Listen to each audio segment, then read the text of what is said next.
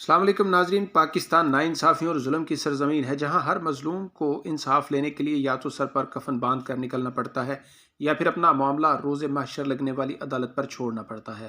آج ہم آپ کو ایک ایسی ماں کے بارے میں بتائیں گے جس نے اپنے بے گناہ بیٹوں کے قاتل حاضر سروس میجر ارشد جمیل کو پھانسی دلوا کر دم لیا۔ اس بہادر خاتون کا نام تھا مائی جندو۔ مائی جندو کا تعلق سندھ کے علاقے ٹنڈو بہاول سے تھا۔ 5 جون 1992 کی رات تھی۔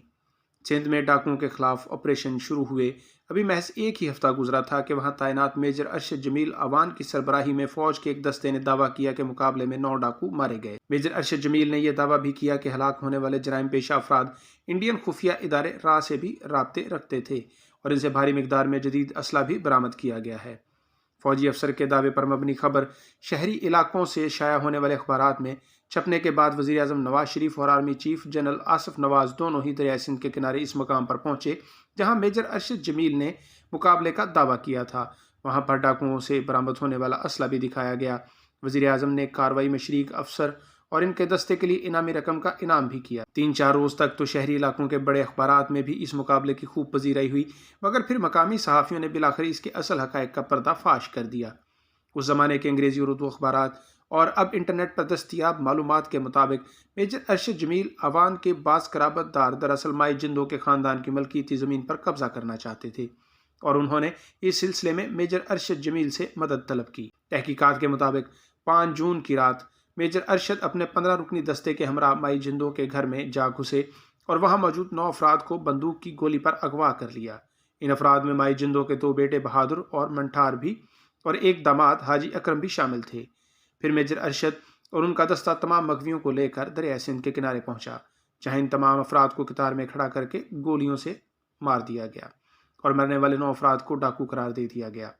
یہ حقائق پہلے مقامی، پھر اردو اور انگریزی کے قومی اور بالآخر عالمی ذرائع ابلاغ میں شائع ہوئے تو سانحہ ٹنڈو بہاول ایسی قومی شرمندگی کا باعث بنا جس کا اعتراف اس وقت کے وزیر اعظم نواز شریف اور chief of army staff general Asif Nawaz کو اعلانیہ طور پر کرنا پڑا۔ میجر ارشد جمیل اوان کو فوج سے برطرف کر کے ان کے دستے کے ارکان بھی گرفتار کر لیا گیا اور ان کا فیلڈ جنرل کورٹ مارشل شروع ہوا۔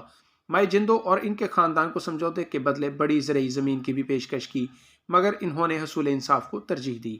ماورائے عدالت و قانون 9 افراد کے قتل کے جرم میں ثابت ہونے پر میجر ارشد جمیل کو پھانسی کی سزا تو سنا دی گئی، مگر مائی جندو اور ان کے خاندان کے لیے اس کے باوجود بھی انصاف کا حصول آسان نہیں تھا۔ تقریباً 4 برس تک مقدمہ فوجی اور دیگر ملکی عدالتوں میں روایتی تاخیر کا شکار ہوا اور مائی جندو کا خاندان انصاف کا منتظر رہا۔ اب اس عدل کی سست رفتار کہیں یا نظام انصاف کی خامیاں، مگر مائی جندو کے خاندان کو اپنے بے گناہ بیٹوں اور داماد سمیت 9 افراد کے قاتلوں کو سزا دلوانے اور صرف ایک کو تختہ دار تک پہنچانے کے لیے تو اور جانوں کا نذرانہ پیش کرنا پڑا۔ ستمبر 1996 میں مائی جندو کی 2 صاحبزادیوں حاکم زرداری اور زیب النساء نے اعلان کیا کہ اگر ان کے بھائیوں اور شوہر کے قاتلوں کو پھانسی نہ دی گئی تو پھر مزید تاخیر کے سلسلے میں وہ حیدرآباد میں عدالت کی عمارت کے سامنے خود سوزی کر لیں گی، اور بالآخر انہوں نے خود سوزی کر لی۔ جھلسنے کے بعد شدید زخمی ہو جانے کے بعد انتہائی نازک حالت میں دونوں بہنوں کو 200 میل دور کراچی کے سول اسپتال میں منتقل کیا گیا۔ دونوں بہنیں زخموں کی تاب نہ لاتے ہوئے بالآخر جان کی بازی ہار گئیں۔ مائی جندو کو پیچھے ہٹانے کے لیے حکومتی سطح پر ہر حربہ استعمال کیا گیا۔ لالچ، دھونس، دھمکی، خوف اور بیٹوں کے بعد 2 بیٹیوں کی موت کے باوجود یہ عورت انصاف کی متلاشی رہی۔ اس نے بہکانے والوں کی ایک نہ سنی اور اپنی ممتا کو سائل بنا کر مستقل طور پر معاشرے کے اجتماعی ضمیر کی عدالت میں مقدمہ پیش کیے رکھا۔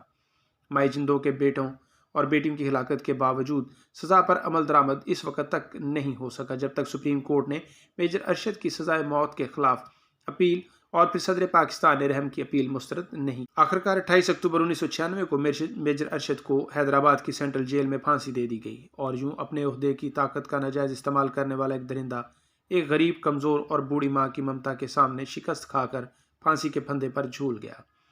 ناظرین، آج بھی ظلم کوچہ و بازار میں بچے جن رہا ہے، مگر عدل ہمیشہ کی طرح بے اولاد ہے۔ آج بھی کتنے ہی لوگ بے گناہ مارے جاتے ہیں، کتنی ہی مائی جندو جیسی مائیں انصاف کے لیے رل جاتی ہیں، لیکن ہمارا نظام انصاف جو ججوں کو 20-20 لاکھ تنخواہیں دیتا ہے، ان مظلوموں کو انصاف دینے سے قاصر رہتا ہے، اور جوان مقتول بیٹوں کی مائیں یہ کہنے پر مجبور ہو جاتی ہیں کہ ہماری جوان بچیاں ہیں، قاتل بااثر لوگ ہیں، اس لیے ہمیں انصاف نہیں چاہیے۔